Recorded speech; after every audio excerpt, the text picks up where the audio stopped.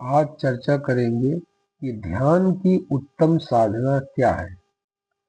आत्मज्ञान या आत्म साक्षात्कार ये क्या होता है, इसे कैसे प्राप्त किया जा सकता है, क्या इसी जीवन में रह के कुछ करके हम आत्मज्ञान को प्राप्त कर सकते हैं।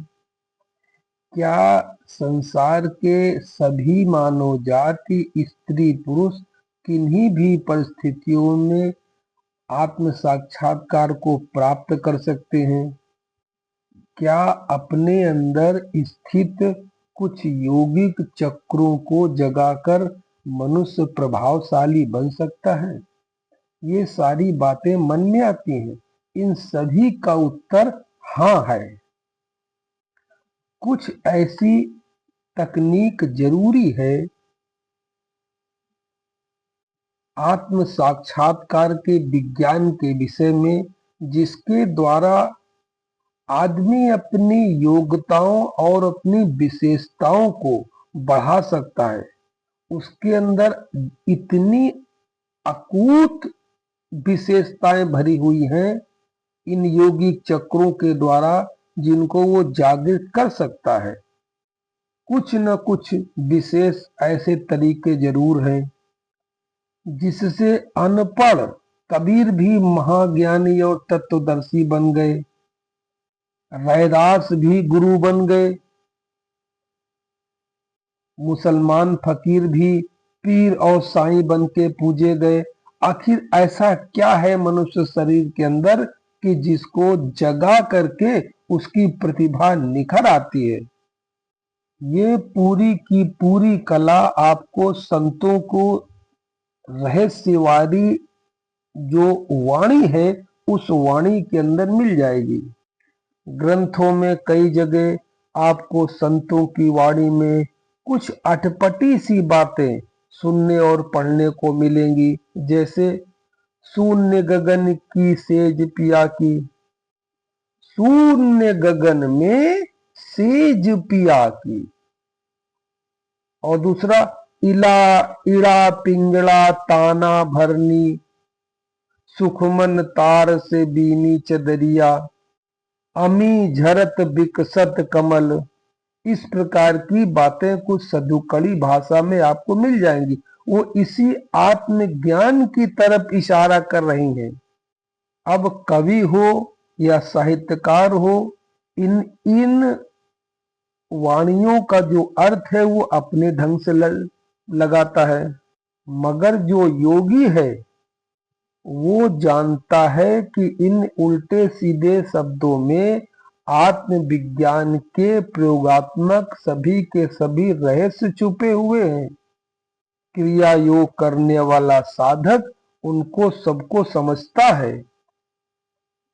फिर योग गुरु के सानिध्य में रह करके साधक इनका धीरे धीरे अभ्यास करना शुरू करता है और आत्म साक्षात्कार को प्राप्त करता है। आज भी ऐसे संप्रदाय हैं जो धर्म की बहुत सी बातों और अनेक नैतिक नियमों का पालन नहीं कराते, बल्कि अपने सदस्यों को, अपने शिष्यों को कुछ क्रियाओं का अभ्यास करवाते हैं। वही योग की क्रियाएं हैं। इन्हीं क्रियाओं के करने से मनुष्य के अंदर धीरे धीरे दिव्य शक्तियां विकसित होने लगती हैं। अब यह क्यों विकसित होने लगती हैं, इसका वैज्ञानिक ढंग से भी उदाहरण देकर समझाया जा सकता है या समझा जा सकता है। जैसे बच्चों को स्मरण शक्ति तेज करने के लिए बचपन से ही उन्हें याद करने का अभ्यास कराया जाता है। उसमें बहुत सारी चीजें हैं, गिनती है, कविता है, श्लोक है, ये सब उनको कंठस्थ कराए जाते हैं। इससे उनके मस्तिष्क में विशेष केंद्र यानी स्थल विकसित हो जाते हैं। इसी प्रकार के अभ्यास कुछ चित्रकारी है, कलाकारी है, संगीत है, ऐसे भी हैं। शुरू से ही अभ्यास और ट्रेनिंग लेने से छोटे बच्चे भी तत्व ज्ञान संबंधी जो जो बातें हैं उनके ज्ञान तंतुओं में विकसित होने लगती हैं, जो बिना प्रयोग और अभ्यास के भीतर सुप्त पड़ी थी और निष्क्रिय पड़ी थी। योग में कुछ ऐसे स्थान और शारीरिक क्रियाएं हैं, यदि उन केंद्रों पर कुछ काम किया जाए योगिक क्रियाओं के द्वारा, तो वहां के तंतु प्र, प्रभावित होने लगते हैं और क्रियावान हो जाते हैं। उनकी देखने की, सुनने की, जानने की, बोलने की, सूंघने की ये जो शक्ति है वनस्पति दूसरों से अधिक तीव्र हो जाती है। रोज हम कुछ न कुछ अभ्यास करते हुए हमारे जो सांसारिक कृत्य हैं, शिक्षा है, व्यापार है, बिजनेस है, संगीत है, कला है, कुछ सीखना है, इसमें हम जिस तरह लगातार पारंगत होते चले जाते हैं, बिल्कुल उसी प्रकार योग की क्रियाएं भी ऐसी हैं जिनका यदि लगातार मनुष्य अभ्यास करता रहे तो मनुष्य के अंदर जो सुप्त ज्ञान है वो धीरे धीरे जागृत होने लगता है, इंद्रियां धीरे धीरे जागृत होने लगती हैं और संसार में प्रभाव दिखाने लगती हैं। बस आवश्यकता है तो रेगुलर अभ्यास के। संसार में जैसे हम कोई काम शुरू करते हैं तो एकदम से हम पारंगत एक्सपर्ट थोड़ी हो जाते हैं, धीरे धीरे काम करते करते उसी में संलग्न रहते हैं, तब जाकर के किसी विषय में एक्सपर्ट हो पाते हैं। काम तो रोज करते हैं। इसी तरह धर्म के अंतर्गत, ध्यान के अंतर्गत, साधना के अंतर्गत जो लगातार इसमें लगा रहेगा, लगातार लगे लगे उसका जो अंतर ज्ञान है, अंतर जितनी उसके अंदर जितनी आंतरिक क्षमताएं हैं सारी धीरे धीरे विकसित होने लगती हैं और भीतर प्रज्ञा पैदा होने लगती है। धर्म शास्त्रों के अनुसार मनुष्य जीवन का जो लक्ष्य है वो समाधि प्राप्त करना है, लेकिन आज के समाज में समाधि का अर्थ लोग गलत लगाते हैं कि जैसे श्वास को ब्रह्मांड में चढ़ा लेना समाधि है, गुफा में 6 महीने बैठे रहना समाधि है, जमीन में गड्ढा खोद करके बैठे लेना समाधि है, या जल में, किसी नदी में, किसी तालाब में पानी के अंदर बैठे रहना 1-1 हफ्ते 10-10 दिन बिना खाए पिए, ये समाधि है। लेकिन ये सब समाधि नहीं है, ये सब समाधि के नाम पर और कुछ चल रहा है। समाधि का अर्थ है चित्त का समाहित हो जाना, ना कि श्वास रोक कर बैठ जाना, बिल्कुल जड़ होकर के बैठ जाना, मूढ़ों की तरह बैठे रहना, ये भी समाधि नहीं है। तुम्हें शरीर का भान खत्म हो जाए, स्पर्श का ज्ञान ही न रहे, इंद्रियों का ज्ञान भी खत्म हो जाए, इंद्रियां कुछ अनुभव भी ना कर सके, ये सब समाधि नहीं है। समाधि का लक्षण है ज्ञान, पूर्ण ज्ञान जिसे प्राप्त है वही समाधिस्थ है। और प्रत्येक व्यक्ति इसे प्राप्त करने का, इसे अनुभव करने का अधिकारी है। समाधि जिसे प्राप्त हो जाती है उसका व्यवहार भीतर से बदल जाते हैं, उसमें कार्य कुशलता आ जाती है, उसका ज्ञान और व्यवहार सहज हो जाता है, वो व्यक्ति स्वाभाविक हो जाता है, उसके कर्म उसके अंतर ज्ञान से प्रभावित होकर के होने लगते हैं बाहरी संसार में। वो केवल किताबों का ज्ञानी नहीं रह जाता है, वो अंतर ज्ञानी हो जाता है, बातें उसके भीतर से अंतःकरण से निकलती हैं, उसके विचार दूसरों के द्वारा बताए गए, उपदेश किए गए उधारी के नहीं होते हैं, उसके विचार उसके अंतःकरण से निकले स्वयं और नगद होते हैं, प्रैक्टिकल होते हैं। क्योंकि केवल किताबों को पढ़कर जो विद्वान बनते हैं, ज्ञानी बनते हैं, उनके विचार हमेशा उलझे हुए होते हैं। वे तो स्वयं ही अपने विचारों, कर्म, विश्वास, व्यवहार और सिद्धांत तथा परिस्थितियों से समझौता नहीं कर पाते हैं। समाधि का अभ्यास बिना किसी अपवाद के सभी व्यक्ति कर सकते हैं। किसी भी जाति के हों, किसी भी लिंग के हों, किसी भी वर्ग के हों, अनपढ़ हों, पढ़े लिखे हों, हर व्यक्ति कर सकता है। आपने देखा नहीं, विवेकानंद जैसा पढ़ा लिखा व्यक्ति, बुद्ध जैसा व्यक्ति पढ़ा लिखा समाधि का अभ्यास कर रहा है, तो वहीं रैदास और कबीर अनपढ़ हो करके भी समाधि का अभ्यास करके समाधि को उपलब्ध हो गए। इसमें किताबी ज्ञान का कोई महत्व नहीं है, इसमें अभ्यास और अंतर ज्ञान का महत्व होता है। कोई व्यक्ति अभ्यास करे, अंतर ज्ञान में पैदा हो, समाधि में चला जाएगा और संसार की या अंतर विज्ञान की जितनी भी समस्याएं हैं वो सब समाधि में ही हल होती हैं। समाधि एक प्रकार का सभी प्रकार का समाधान है। ऐसा कह सकते हैं कि लोक और परलोक की जो समस्याएं हैं, प्रश्न हैं, इनका पूर्ण समाधान समाधि में ही मिलता है। अब समाधि का अनुभव कैसे किया जाए? तो गरुड़ पुराण में अजपा गायत्री का वर्णन आता है। इस योग को कुछ योगी लोग क्रिया योग भी कहते हैं। क्रिया योग का ही एक स्वरूप है अजपा गायत्री, अजपा जप। इसके 6 महीने के अभ्यास से ही कोई मनुष्य चित्त को समाहित करने की कला सीख सकता है। प्रत्येक अभ्यास की एक पूर्ण अवस्था होती है, उसी पूर्ण अवस्था को सिद्धि कहते हैं। अजपा जप के अभ्यास और सिद्धि से मनुष्य अनेक असंभव कार्य करने में भी समर्थ हो जाता है। इस प्रकार अष्ट सिद्धि और 9 निधियों का दाता जो है उसको अजपा गायत्री यानी अजपा जप को ही कहा गया है, जो क्रिया योग के अंतर्गत लोग अभ्यास करते हैं। सभी योग ग्रंथों में अजपा गायत्री यानी अजपा जप का वर्णन आता है। अजपा नाम गायत्री जीवो जपति सर्वदा। यह वही क्रिया योग है जिसकी दीक्षा बड़े बड़े संत अपने भक्तों को, अपने शिष्यों को दिया करते हैं।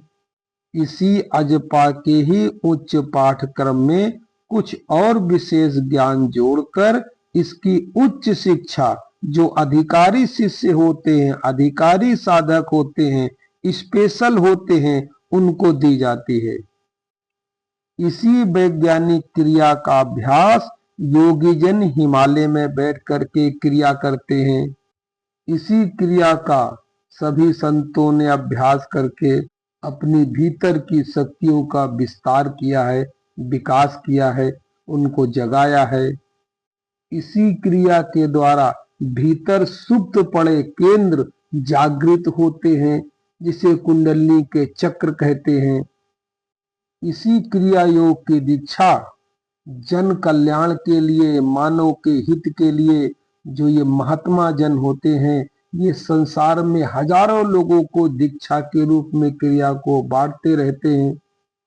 ये कुछ ऐसी विशेष स्पेशल क्रियाएं होती हैं कि सामान्य रूप से साधारण व्यक्ति इन क्रियाओं को नहीं जानता है और ना ही इन क्रियाओं का खुल करके प्रचार प्रसार समाज में किया जाता है। ये क्रियाएं हर समय नहीं बताई जाती हैं। ये आध्यात्मिक क्षेत्र के अंतर्गत जो ये आश्रम व्यवस्था है, गुरु शिष्य परंपरा व्यवस्था है, इस व्यवस्था के अंदर जो सने सने लगता है, उसी को इस प्रकार की क्रियाओं का ज्ञान धीरे धीरे होने लगता है। उसी में जैसे दीक्षा की प्रक्रिया है, आप सत्संग तो हर जगह सुनते हैं, मगर क्रिया आपको जब ही दी जाती है जब आप उस परंपरागत जो है संस्था है, कोई परंपरागत संत की श्रेणी है, उससे आप जुड़ते हैं, संत मार्ग से जुड़ते हैं, तभी आपको इस प्रकार की विद्याओं का ज्ञान कराया जाता है। उसी का नाम है दीक्षा कार्यक्रम। गुरु बनाना, दीक्षा लेना, दीक्षा देना, ये सारी की सारी क्रियाएं गुरु परंपरा से ही चलती हैं। इनमें किताबों से पढ़कर काम नहीं चलता है। ये श्रद्धा, आस्था, विश्वास पर ही सारी आंतरिक क्रियाएं हैं और क्रमबद्ध तरीके से ये आदि गुरु से ही हो करके चली आई हैं। आदि योगी हम भगवान शिव को मानते हैं, भगवान शंकर को मानते हैं, वहीं से ये सारी क्रियाएं चली आ रही हैं। ये सारी क्रियाएं, योग की सारी प्रयोगात्मक क्रियाएं शिव और पार्वती का संवाद है। इन्हीं क्रियाओं का अभ्यास विज्ञान भैरव तंत्र में किया गया है। वो पार्वती शिव का संवाद है। पार्वती जी आत्मज्ञान के लिए शिव से पूछती हैं, फिर शिव आत्मज्ञान को क्रिया योग के द्वारा पार्वती जी को बतलाते हैं। वही बन गया आगे चल करके विज्ञान भैरव तंत्र। इसलिए इस अजपा की प्रारंभिक अवस्था का अभ्यास तो लगभग कुछ न कुछ सभी लोग जानते हैं और कर सकते हैं, परंतु जो योग मार्ग में आगे चलना चाहते हैं, अपने विशेष सुप्त केंद्रों को जागृत करना चाहते हैं, उनके लिए विशेष मार्गदर्शन की आवश्यकता होती है। और वही मार्गदर्शन की प्रक्रिया गुरु परंपरा के अनुसार चलती है। श्रद्धा पर चलती है, सेवा पर चलती है, विश्वास पर चलती है। क्योंकि संसार की सामान्य पूजा पाठ जप ये सब तो धर्म के आधार पे सब लोग करते ही रहते हैं इसका अभ्यास। इसमें कोई ज्यादा प्रशिक्षण की आवश्यकता नहीं होती। कहीं से भी पूजा पाठ शुरू कर दो, किसी से भी पूजा पाठ शुरू कर दो। सामान्य पूजा पाठ के लिए तो इतना लिखा गया है कि कहीं भी मंदिर में पत्रम पुष्पम फलम तोयम, पत्र चढ़ा दो, फूल चढ़ा दो, तोय माने जल चढ़ा दो, बस हो गई पूजा पाठ। इसमें कोई विशेष पद्धति की आवश्यकता नहीं है सांसारिक पूजा पाठ और जप में। मगर जब योग की साधना पर आप निकलेंगे तो प्रॉपर गाइडेंस की आवश्यकता है। बिना योग के योग गुरु के द्वारा आप इन साधनाओं में पारंगत नहीं हो सकते हैं। क्योंकि आत्मज्ञान के अंतर्गत, स्वयं की अनुभूति के अंतर्गत बिना ध्यान के प्रगति होना संभव नहीं है। और ध्यान बिना परंपरागत गुरु के संभव नहीं है। और परंपरा कोई अचानक नहीं पैदा हो जाती है, एक शुरुआत से आती है। आपने देखा होगा ना, कबीर पंथी, धन धन सदगुरु, राधा स्वामी, ये सब क्या है? ये सब परंपरागत एक प्रकार की व्यवस्थाएं हैं, जिसमें शुरुआत में सबसे परंपरा चली भगवान शिव शंकर जी से, और पार्वती और शंकर जी का जो संवाद है वहां से सारी विधियां निकल करके आई। आत्मज्ञान के क्रिया योग की साधनाओं के विषय में भगवान शिव और पार्वती के संवाद की एक छोटी सी 4 लाइन आपको सुनाता हूं कि जब पार्वती जी शिव से अमर कथा पूछती हैं, ये अमर कथा है क्या? महादेव कहे निर्वाणी, सुन गिर जाय अमर कहानी। अमर कथा क्या है? अमर कथा माने अमरत्व को प्राप्त हो जाना, यानी आत्म साक्षात्कार को प्राप्त हो जाना, यानी समाधि का अनुभव कर लेना। तो पार्वती जी के पूछने में शंकर जी कहते हैं, महादेव कहे निर्वाणी, सुन गिर जा अमर कहानी। जब प्राण अपान मिलावे, तब कुंडलिनी जग जावे। कोई शून्य बीच ठहराए, सुन गिर जाय अमर कहानी। महादेव कहे निर्वाणी, सुन गिर जाय अमर कहानी। जब प्राण अपान मिलावे, तब कुंडलनी जग जावे। जब प्राण अपान मिलावे, तब कुंडलनी जग जावे। कोई शून्य बीच, कोई शून्य बीच ठहरा आए, सुन गिर जाय अमर कहानी। महादेव कहे निर्वाणी, सुन गिर जाय अमर कहानी। अब इस प्रकार की जो अटपटी सी कुछ बातें हैं कि महादेव कहे निर्वाणी, यानी महादेव जी पार्वती जी से कह रहे हैं कि प्राण वायु को अपान वायु में मिलाओ चढ़ाओ तो कुंडलनी जग जाती है। ये सारी की सारी योग मार्ग की चर्चाएं हैं, जो कोई भी साधक गुरु शिष्य परंपरा से ही सीख सकता है। जैसे गुरु गोरखनाथ परंपरा में गोरखनाथ कहते हैं कि गगन मंडप में औंधा कुआं, जहां अमृत का वासा। सगुरा होए तो भर भर पीवे, निगुरा जाए पियासा। यानी जो जिसने गुरु बना लिया है वो तो अमृत को पी रहा है, और जो निगुरा है, जिसका भी आध्यात्मिक गुरु नहीं है, वो जीवन भर प्यासा बना रहता है। उसी तरह कबीर की अटपटी वाणी में आता है कि नाव में नदिया डूबी जाए, चींटी चढ़ी पहाड़ पे, नौ मन तेल लगाए। ऊंट को तब बगल दबाए, हाथी गले लटकाए, नाव में नदिया डूबी जाए। नाव में नदिया डूबी जाए, नाव में नदिया डूबी जाए। चींटी चढ़ी पहाड़ पे, नौ मन तेल लगाए। ऊंट को तब बगल दबाए, हाथी गले लटकाए। नाव में नदिया डूबी जाए, नाव में नदिया डूबी जाए।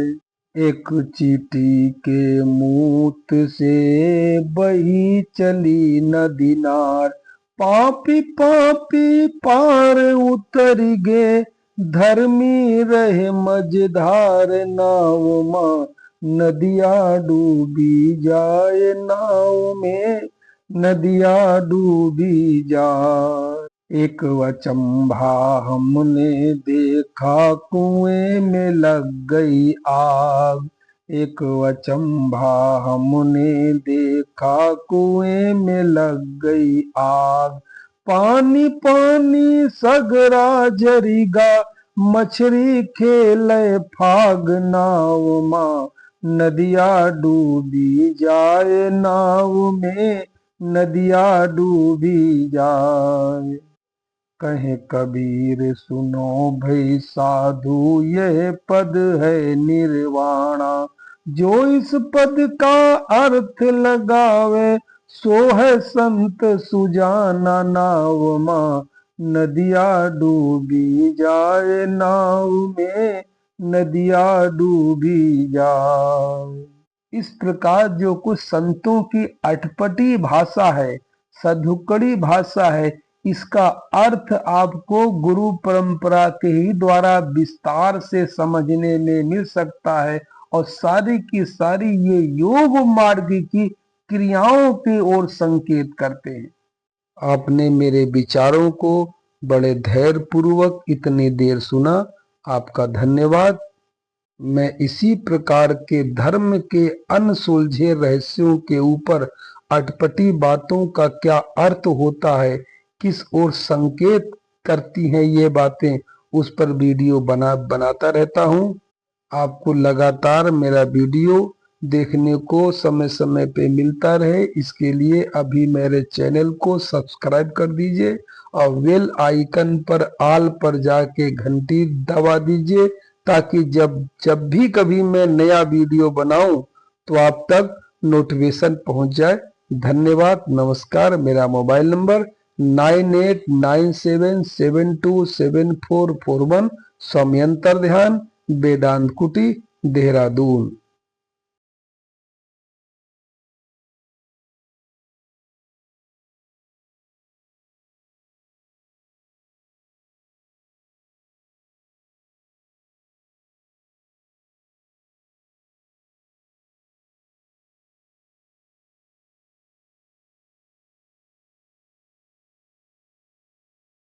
मी झरत विकसत कमल। अमी माने अमृत, अमृत ऊपर से झर रहा है। जैसे आकाश से जब बारिश होती है तो उस बारी में जल जल ऊपर से नीचे पृथ्वी पर झरता है, और पृथ्वी में जो कमल के बीज पड़े हैं जल पाकर ये ऊपर को उठते हैं और खिल जाते हैं। इसी बात को कहा गया है अमी झरत, यानी ऊपर से अमृत झल रहा है। और विकसत कमल, कमल ऊपर को विकसित हो रहे हैं, खिल रहे हैं। बस इसी को अपनी साधना बनानी है। जब श्वास भरेंगे तो कल्पना करेंगे कि रीढ़ की हड्डी में ब्रह्मरंध्र से का बारिश हो रही अमृत की, यानी श्वास भरेंगे तो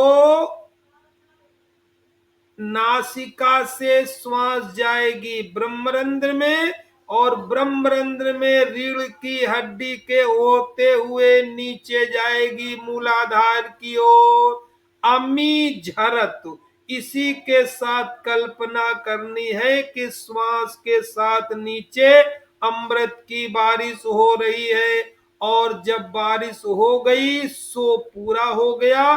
तो बारिश होने के बाद सारी बारिश जो है नीचे चली गई, अहंकार खत्म हो गया। अब श्वास निकालनी है हंग के साथ।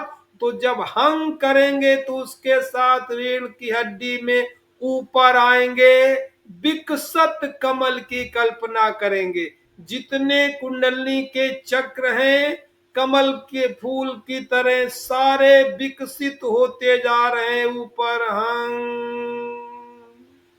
यानी विकसत कमल। सो के साथ ऊपर से नीचे अमी झरत, और हंग के साथ विकसत कमल। अमी झरत विकसत कमल। इसी को कबीर ने कहा है कि ब्रह्मरंध्र में शास्त्रार्थ में औंधा कुआं रखा है, उल्टा कुआं। उल्टा कुआं माने कुआं उल्टा रखा है ब्रह्मरंध्र में, जहां से अमृत झर रहा, पानी गिर रहा नीचे, और जितने खड़ चक्र हैं कमल दल हैं सारे ऊपर खिलते चले जा रहे हैं। तो सो नाक से ब्रह्मरंध्र में पहुंची और नीचे आ रही अमृत के साथ सो। अब फिर यहां से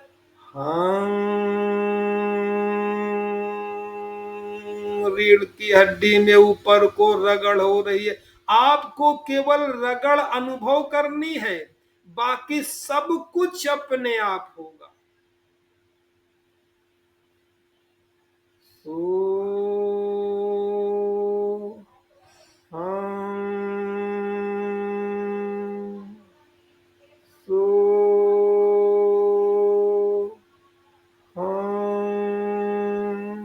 लगातार श्वासों में सोहंग की ध्वनि सुनते रहिए। भीतर होश जगा करके, बिल्कुल सतर्क हो करके, अलर्ट हो करके।